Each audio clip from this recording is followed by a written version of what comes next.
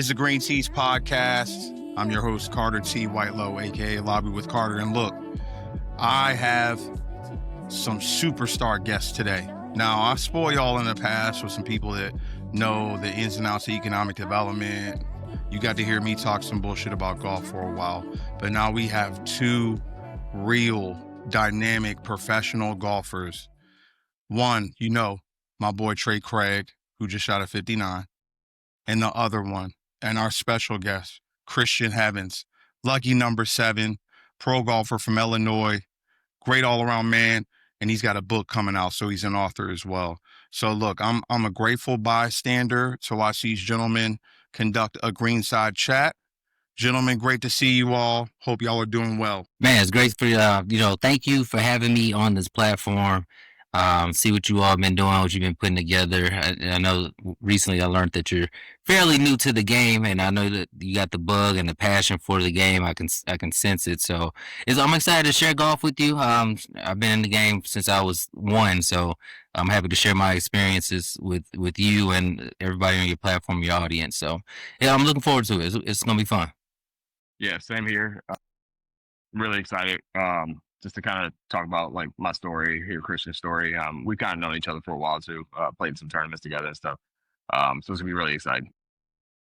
Good. And I'm talking to two brothers that started golf when they were babies, okay, which is a rarity.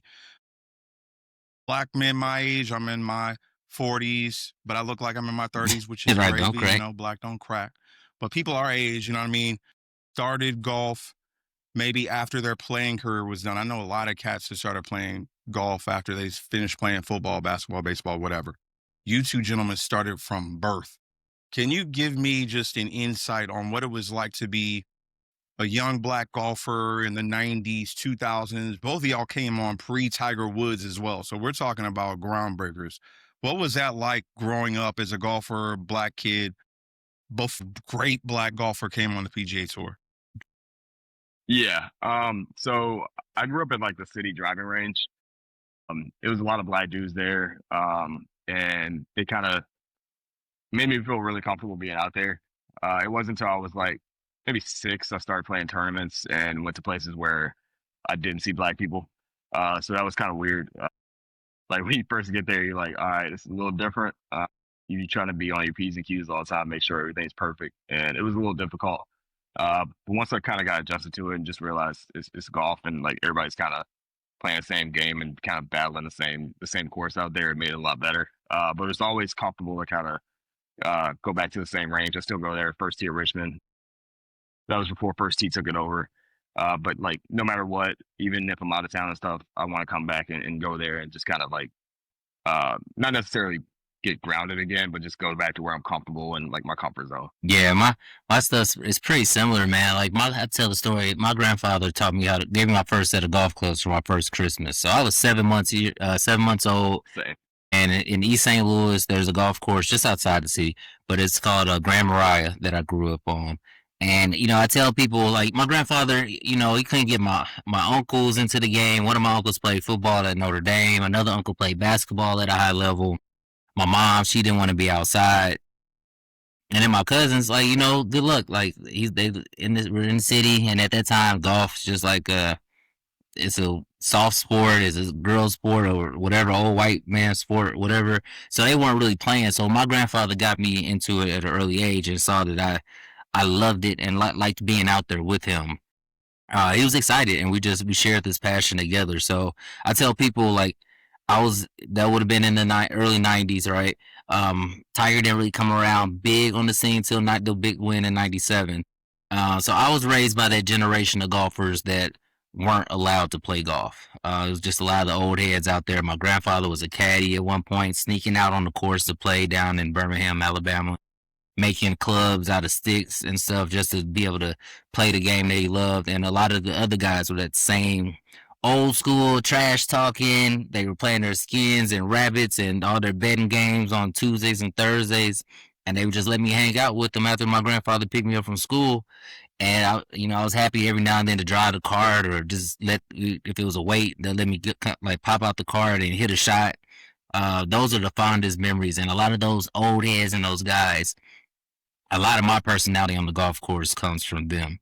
Um, and I really do appreciate them days, man. Them some of the fondest days I can remember being on the golf course, just at Grand Marais, just listen to them talk trash. Then from the Scobies, the Earl Parham, like these just so many great players. So that was it. But then when Tiger did come around in '97, it was really impactful because honestly, I don't remember watching golf on TV before that. Like I don't remember watching a Greg Norman win a major or collapse or whatever they were doing, like a Nick Faldo. I don't remember that. But once Tiger came into the scene, it definitely was a positive experience for sure. Like it gave me something to look forward to and look at that high level. I don't remember looking up to anybody on the PGA Tour before Tiger. Look, Yeah, and you're from East St. Louis. Y'all got yeah. some dogs out there in football, basketball, baseball. Like for you to not have a ball be put in your hand in East St. Louis. Well, don't get it twisted though. Wait, now, don't get it twisted. I will hoop. I had a ball in my hand. Now I could shoot. I could play. I didn't grow up to be 6'5" or something like that, but I can still like I got skills in it with the ball in my hand, any other ball in my hand. So I was an athlete. I didn't decide to take golf serious until maybe not serious, but solely until maybe my junior year in high school, where I played sophomore in JV ball my sophomore year. Then I went, did my golf thing in the summertime, and I came back to trials for next year. And the coach was like, "Where were you all summer while we were doing summer camp?"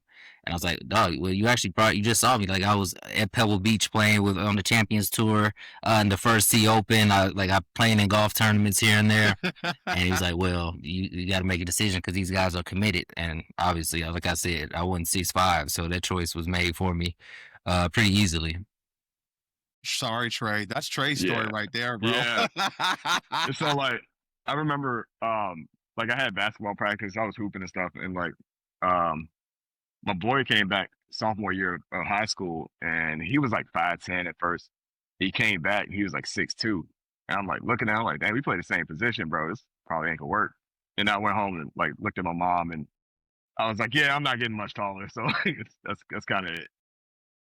Damn. Well, thank Yeah.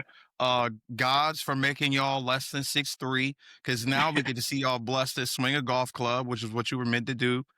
But talk to me real quick about just the journey from prep golf, playing in high school or whatever, to making that transition maybe to college or pro golf. It was a lot of fun, but it was pretty tough sometimes. Like you are playing against local competition, you're playing against local juniors, and then after that, like you start playing against like state competition and national, and you playing guys from different places. Um, so I went to high school. I went to St. Christopher's School, which is a local prep school, which was really cool. It was definitely a culture shock at first. Like I said, I grew up in the city of Richmond driving range, and then you go from there to Country Club Virginia and Kenlock and stuff like that, and these big private clubs. It was a little nerve wracking at first, but it was definitely the best thing for my game. I wanted to go there and get better, and I think my team had like 4 or 5 Division I golfers on it. So we were out there every day, just like going at it. And like, if you weren't shooting even par or under, like freshman in high school, you were getting lapped. Uh, so it was a lot of fun. It just made me a lot better. I went to Hampton University to play, and I left there and went to VCU. I didn't play for VCU, but I was there for 3 years, and I just kept working. I had a coach. I kind of figured like I knew I wanted to play pro golf, so I was trying to figure out like how do I get better. Like how do I get better every day? So I'm watching the VCU players work, and I'm like, all right, cool. If they're out here, they get out here at a certain time, and they leave at a certain time. If I work harder than them, um, I'll keep getting better. So it was just kind of just putting in work, kind of understanding that like at the next each and every level like that you progress, scores get lower, guys get better, and you can turn pro and everybody can hit the ball. Like everybody can hit it. Everybody's pretty long. Everybody can chip and putt. It's just the guys who can score, and that's kind of been the biggest difference. Like as I've gotten older and gotten better, it's just like, all right, I might not be hitting it perfect that day, but you got to learn how to score and get the ball in the hole. And those are the guys who win. So it's been a process. It's like an ongoing process. Every day you got something to work on. And I try to tell like younger guys and stuff, it's like, bro, just get the ball in the hole. They're trying to be perfect. And you want to strive for perfection, but it's not necessarily attainable. So you just got to keep like keep working, just shoot the lower score you can shoot every day. Mm-hmm.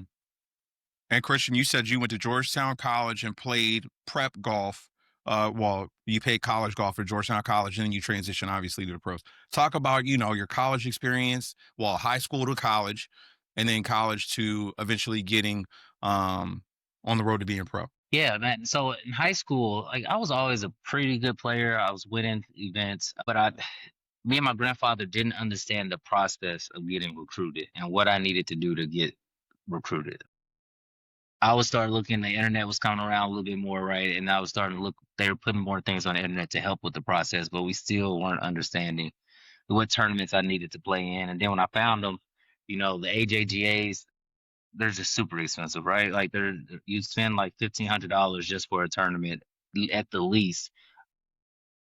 And that's where the college coaches are. So luckily, I played in one tournament, it was thanks to an ace grant for the first tee. And I played well there. So I finished like top 15 or so I finished 12th. And then that was really all we can afford. Like we had that one ace grant and I did the most out of it. I didn't win, but I didn't know how to reach out to college coaches and, get on their spotlight. But fortunately for me, man, the first tee came around in St. Louis, and I was like the first to go through all the stages. I helped bring it to the St. Louis area and advocate for it. So we had our first tee gala, which we did it to raise money at this course called Glen Echo. And the president of Georgetown College, he started the First Tee Scholars Program, where they give scholarships to First Tee alumni or First Tee students. And he was the keynote speaker for the speech for the gala, and they got me to introduce him. So I went up there, I introduced him, did a great speech, and I did this whole thing about like the First Tee skills and how they help you out. And he goes up and talks, and he's really really good at what he does. Like this is what he does. He gets money. So he goes up and talks, and then he announces that he's going to give me a full ride scholarship worth $150,000 to Georgetown College. And along the way, like this has been my grandfather's main goal. My goal has always been the PGA Tour, but my grandfather's been like, I just want you to get to college off of this, and I'll be happy. So for that to happen there, I couldn't wait to get home and call him. I remember walking down the street at my house when I got home, calling him, talking, and he just excited and crying. And then I remember going inside to do research on this. I'm like, all right, man, Georgetown, gonna be a Hoya, go to DC. And I looked and I'm like, wait, it's Georgetown College, not university. So I'm like, maybe it's a little small school in the city. And I look and it's in Georgetown, Kentucky. It's this Georgetown Tigers. It's the school smaller than my high school was, probably 5% blacks. And the golf team had like 20 something players on there, and the golf team was absolutely horrible. Like they don't win anything. Everybody plays and all that. So I was like, you know what? I'm gonna go out there and make the most out of it. And I think I did, man. I had an opportunity after an All American season, winning conference. I had an opportunity to transfer to University of Kentucky. They didn't have a full ride or any money to give me, so I just turned it down and just decided to come out of school. But um, I I always just felt like, dog, just give me a chance to play. Like I'm gonna get better no matter where I'm at. And those guys, it was Georgetown was an NAIA school, not D1 or not NCAA either.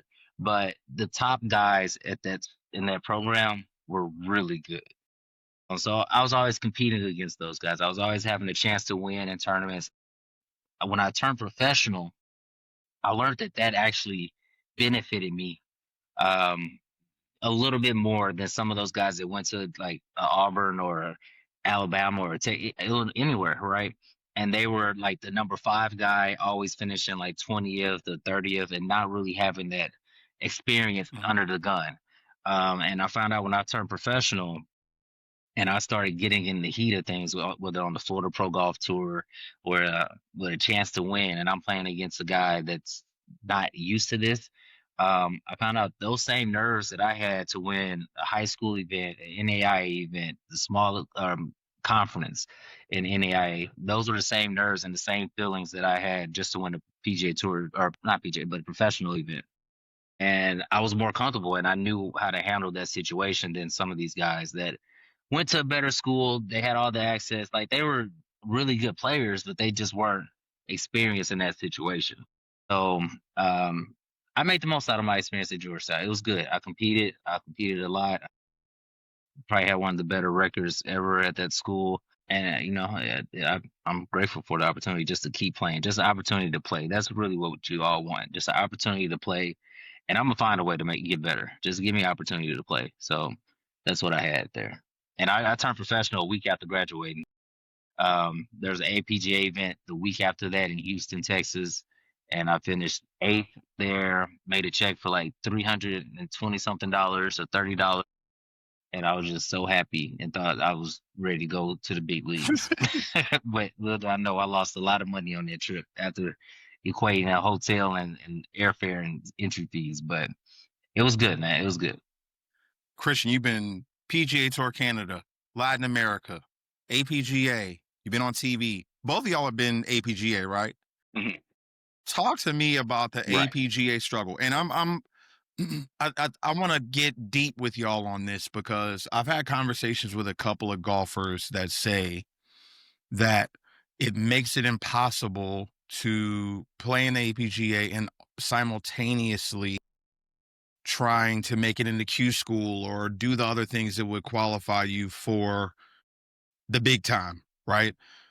Like they schedule kind of the APGA dates on the same days as a Q school and things of that nature. Can y'all speak to that experience? Because as a kind of somebody that's not in the game, right? I think, okay, if I get on the APGA, I do well, then I can get into Q school, then I go up the ladder. Is that not the case? Well, no, it is.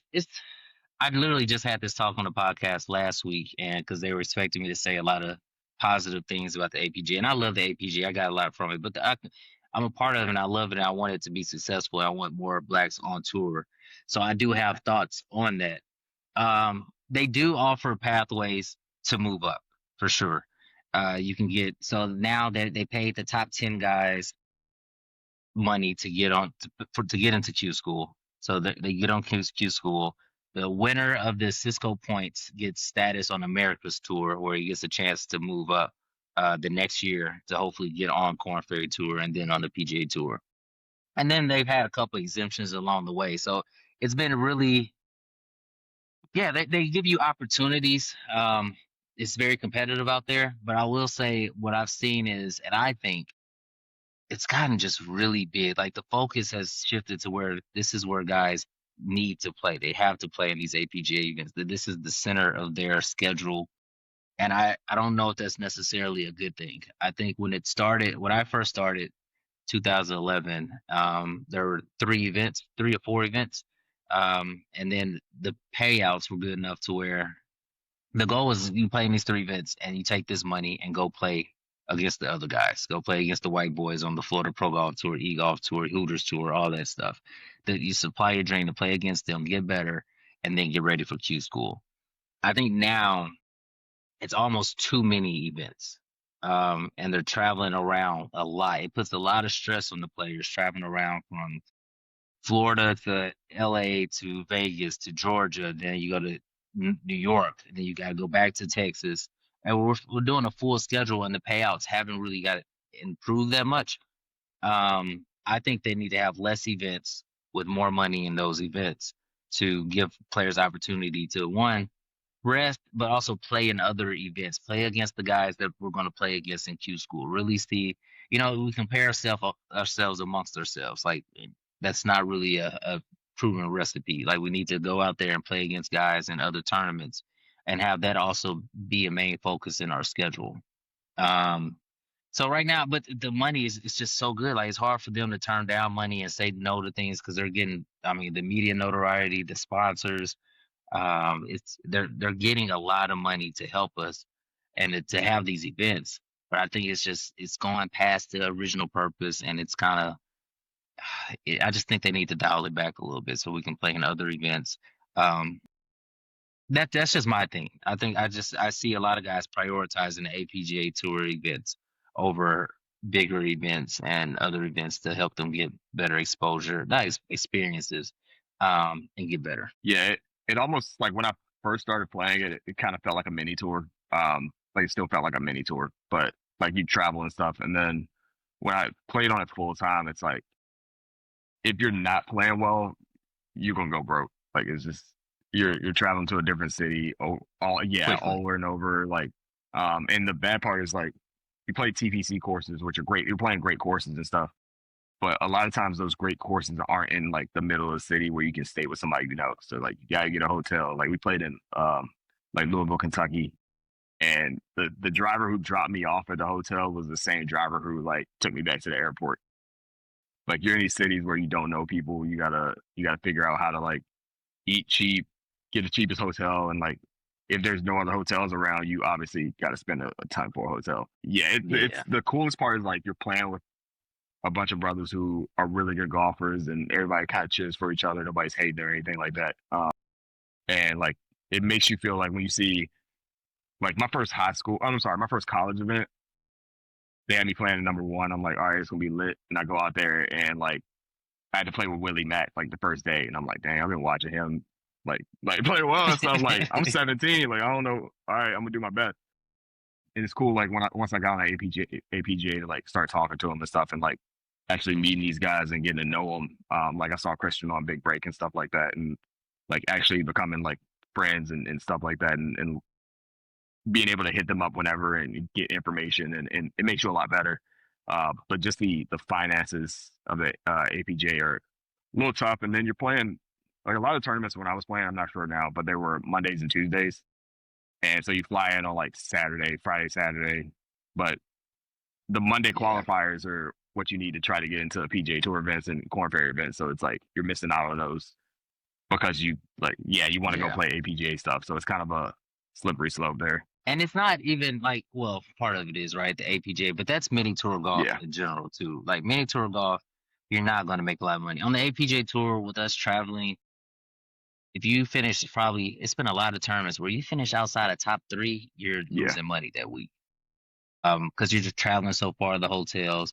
But that's also partially mini tour golf as well. I think it's a tough life. I mean, you travel.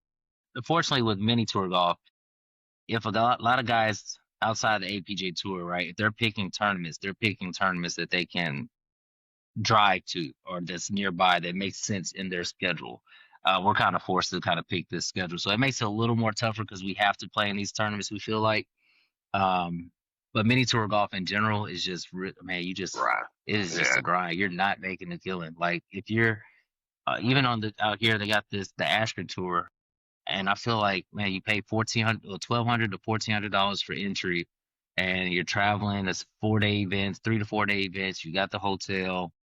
You finish top 10, you might make like $2,800 back, right? So you probably, I mean, if you budget right, you might have spent $2,000, so you're only making $800. And then you got the next tournament coming up, so you need to find $1,200 for that entry, and it just, I don't know where guys get the money from, honestly. It's hard to get sponsors. It's so hard to get That- sponsors. Like Yeah. That was my next question. Y'all are leading right into my next question. Like, it's easy when you have daddy's money to pay the $2,000 for a junior event. How do you all, get the sponsorships? First of all, who was your first sponsor? My grandfather, I guess. I don't know. I guess my grandfather. Actually, I had some companies that I had some decent deals. I was with Humana. I was with Top Golf. I was with Ascension Health. They had a really good deal with me for 3 years. And these were all, and then I had a couple people just give me money at the right time. And by money, it's not the 60 or $50,000 that you hear from some people. I mean, I'm grateful for what they gave me, but by money, they gave me $500 here, 1,000 here, 2,000 here.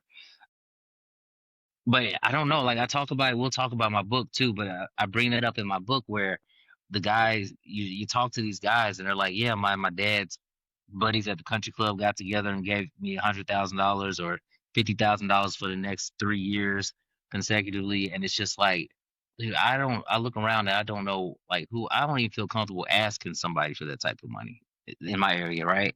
And so that's like a real struggle, but when I have been fortunate to have some people who help me at the right time, and that just comes from me being more open to playing and meeting guys, building relationships. But that's tough. You just got to be at the right place at the right time, and that's a tougher thing for some people to do than others.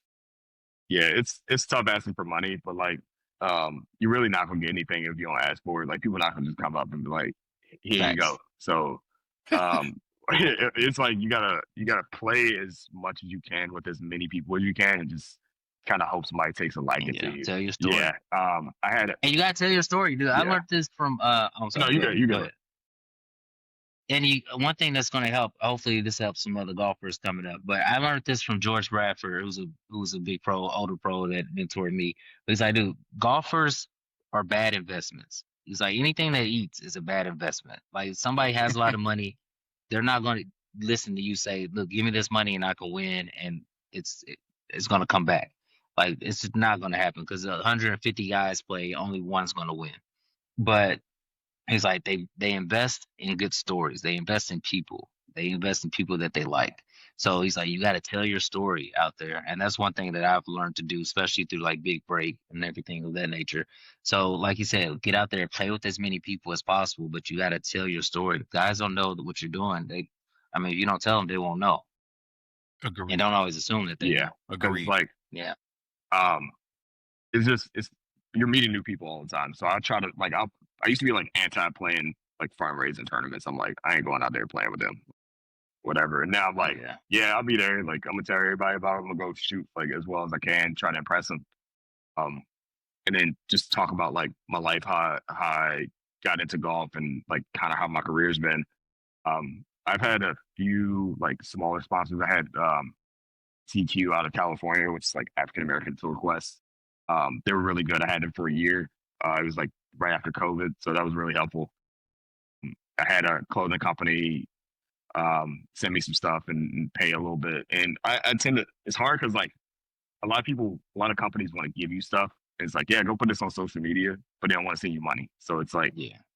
Right. yeah, I've been a product tester for everybody in their mama, but um, it's just like it's tough because you really do have to go out and ask for help. Like I've had people slap me money like here and there. Like one of my best friends is like, "Oh, you got this tournament." Like if he sees me playing well, I'm like, "Yeah, I want to play, but I don't have the money for it," and he'll slap me some money and go play.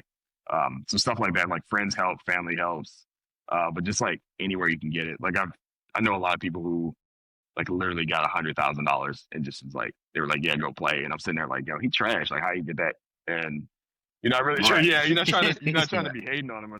Yeah. Like, dang, like I could really use that. But Right. it's just like waiting and trying to find the right person, the right company, and stuff like that. And it's kind of an ongoing process, especially with social media. You got to post, you got to keep present, you got to watch what you say.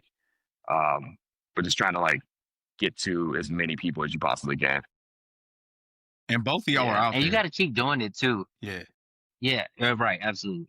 But one thing I gotta say too, you gotta keep doing it too, because like I'm older and I have scar tissue maybe, and sometimes in my career I was just like, man, forget it. Like I'm not doing this pro am, or I'm not talking like calling this guy back because I've been sold so many promises that never, guys, athletes call me and say, man, I'm gonna take care of you. Let's get you out there on tour. You can golf your ball. Just shot 62, gets his number and like no response back, right?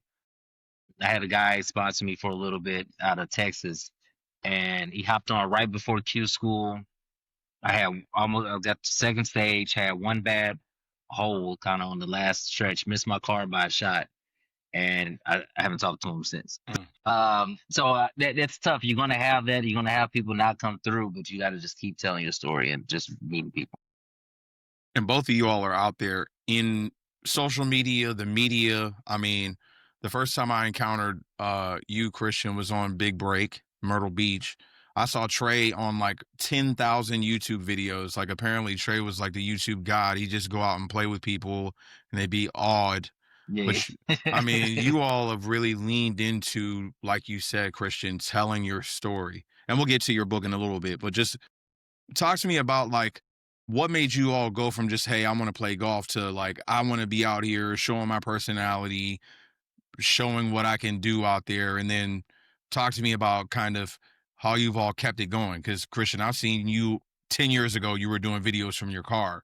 You're still out here doing videos, creating good content. Like talk to me about how, you've had to dedicate yourself to not only the craft of golf, but the craft of marketing and social media. Yeah, I mean, when I started early on too, like YouTube was coming around and social media was coming around, and Tiger made a big impact on golf. Like it was cool, but it still wasn't the golf that I knew. I still didn't see the golfers that I hung out with. I didn't see myself out there.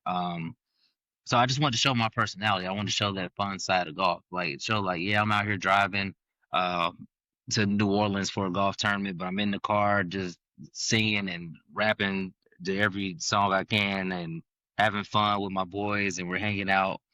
I just wanted to show that side of golf because I still knew I had a responsibility to kind of help grow the game and make it more attractive to people that come from my background.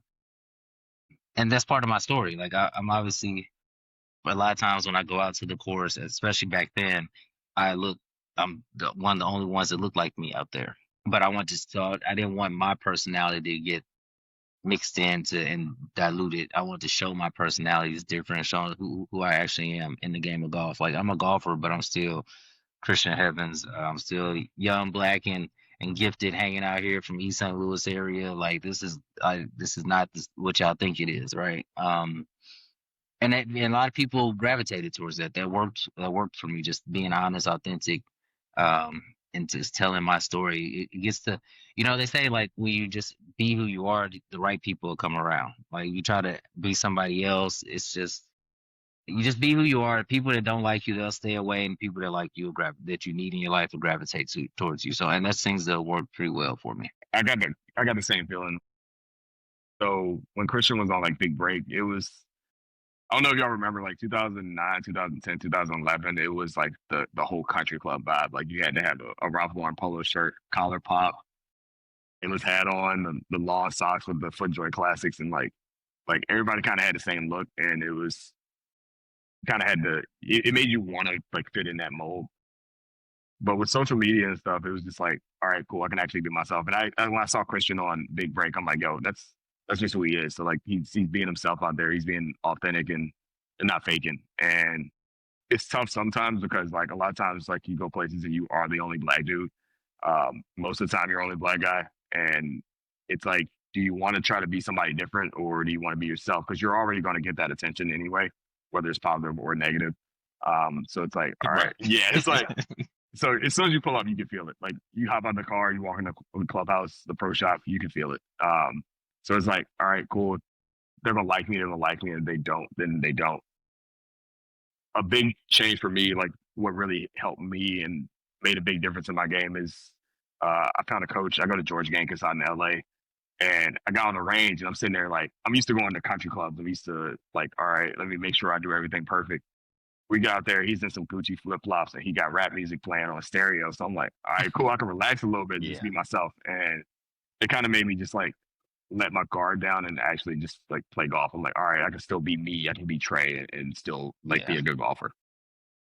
Yeah. And you'll get some pushback in golf, which that's funny story is since you brought up Big Break. Like I'm on Golf Channel and I represented myself through the number 7, my city, my cousin, my family. Like I represented that, and my religion too on my back. And I wore this jersey, right? I'm out there on the golf course with a jersey number stitched into my shirt. Nobody's ever seen that before. Not that I know of. But and then I had a baseball cap on, the St. Louis baseball cap, again, representing me and my city. And then I wear it out, so that's my thing. And then I wear it at a Latin American tour event. And I get I'm sorry, my dogs. And I wear it at a Latin American tour event. And the rules official comes to me and says, "Hey man, you got another shirt?" I was like, "Yeah, I got like why, what's up?" He's like, "Oh no, I mean without the number 7 on the back." And I was like, "No, why? What's up?" And he's like, "Well, you can't wear that. That's against the rules. Like it's too big of a logo or something." So like I was like, well, he's like, "All right, you can wear it today, but you can't. You gotta find something else to wear tomorrow." And found something else to wear the next day, and I started wearing these smaller ones. But it feels like they force you. They with the rules, right? They try to fit you into this mold, and then come to find out, the very next year, the NCAA's, if you watch like 2016 or something like that, the college teams are wearing big numbers on the back of their shirts. And then they come out with 2 years later after that, they do US Kids Golf where the kids are wearing big numbers on their, not US Kids, but Golf. What is that called? Yeah, it was like his Finals kid was in it. They had their names and their numbers on the back. What was it Yeah, they called? got the Yeah. names Yeah, and their numbers. I forget what it's Yeah, called. so like you just be you, and eventually they'll fall into it. But then like that's just so funny. Like I was being myself, and golf tried to stop me, but then they took kind of Then they take like it. they followed suit eventually. But they Yeah. followed suit eventually, right? So just be you, and golf's always very reactive to what's trending and what the world is. They're a little late, so just be you, and the golf will catch up eventually. That's the moral. That's the big point. I'm grateful to like know more about both of your journeys. But Christian, man, I hear that you got a book in the works, bro. And for someone who always tells all my friends to write a book, I can't wait to read yours, man, and to hear your story. Talk to me about number one, why'd you want to write a book? Um, and just talk to us about it. So yeah, here it is. Here, I finally got a hardcover copy. Tour line, play through the pressure, and I found a good way to encapsulate and to put the pressure that it feels like to be a black golfer playing at a high level, with your life on the line. It feels like, right? Like it feels exaggerated to say that your life is on the line with each putt or making a cut. But for me, I remember my first win. I It was at Rogers Park, first APGA win at Rogers Park. The way the way that they did this golf tournament, where it was on Saturdays and Sundays back then, and you could actually write a check and hand it to them Saturday before you tee off, and then Sunday they had money in the bank already, so they'll write you a check after you play. So I had zero money in my account, and I called my mom, and I was like, if I don't make the cut here, I'm coming home, and I got to figure something else out. Um, so I go in Saturday. I wrote him a check that was gonna bounce like a Spalding ball, and I went out there. I shot 60, 66, like 64, 64, something crazy, and got the check on Sunday, and put in the bank before they could, and hopefully it showed up before they cashed my check Tuesday, Wednesday, whatever the next week, right? So, but literally, if I didn't make that cut, like who knows where my life will go after that? Like what the routes I would have had to take, what I was gonna do. And it's been multiple times where like I felt like I lived and died off of this cut being made. And I found a way to put that pressure in the storyline and a lot of my life experiences playing into this character named Zoot. And it's been in my mind for like 5 years. I've been working on it for actually five. It's been in my mind for like 7 years. I've been working on it for 5 years. So to see it finally done, and I'm so happy with the way that it came out. The relationships that Zeke has, or a lot of the impactful relationships that I've had in my life with my grandfather, with the guys that I was telling you about earlier that introduced me to the game of golf.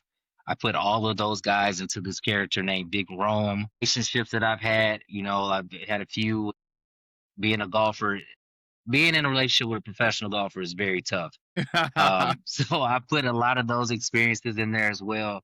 So it's just a great story. It's different though, right? Like we just had a resurgence of golf stories from Happy Gilmore 2 to Stick, but it's all still the same. Like now that we've got more diversity into the game of golf, there's still not a golf story told the, from this side, from this point of view and this demographic. It's a great golf story that is about survival and about facing the pressure, dealing with it, and just dealing with what you got. And it's going to make people laugh. I've had some beta readers; they were crying. You're going to cry.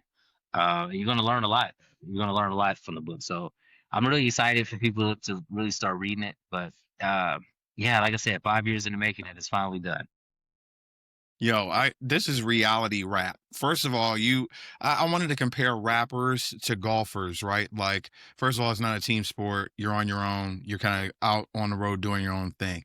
But man, y'all live some crazy lives, man. And I know a couple pro Yeah, golfers. Ain't nobody can compete with the life of a pro golfer, brother. I'm sorry. man. I'm sorry, bro. Oh man. Yeah, no, it's true. That's true. And I bring it up in the book. Like I'm not sure as the extent of what you're talking. I know it's some crazy stuff, but I bring it up in the book. And that's part of it. Like that starts it all off right there. Um yeah, it's a wild life. Yeah, it's fun though. Yeah, I can't wait to read the book. Tour line, playing through the pressure, correct? Yes, Or play through the pressure. Play through the Play pressure. through the pressure. And it comes out. Yeah, it comes out December 5th on Amazon, a paperback. But right now, I'm doing pre-orders for signed hardcover copies on my website, tourline.shop. Tourline.shop. You can get signed pre-orders and merchandise. I have the shirt here, one shirt here, three other shirts available as well. So just be ahead of the game. I was at a charity event yesterday, and I talked to George Lopez and Anthony Anderson as well. But George Lopez, the first thing he said after I told him about this, he was like, "Man, that sounds like a TV show," and he gave me his phone number. And it's funny because when I wrote this, like I see it as a TV show, I see it as a movie. I just know it's going to be that, and that's just more confirmation. So when you all read this, you're going to see it in your mind's eye. You're going to feel it, and it's just cinematic. Even the chapter list, right? The table of contents. The chapters are rap songs. Just me fully immersing the culture and blending the culture and golf together and making a soundtrack for the book. So I'm just everybody's. I feel really good about this one. I can't wait to read it. I can't wait to read it. I'm gonna be shouting everybody out. Tourline.shop to go buy this book. Get a pre-order. Make it happen. Christian, Trey, I appreciate you all, and hopefully this is one of many, because I still got a bunch of questions I want to ask, but I don't want to make an hour-long or 2-hour-long video. But thank you both so very much. I appreciate you, and this is hopefully the first of many conversations. So thank you both. Absolutely, I appreciate it. Yeah.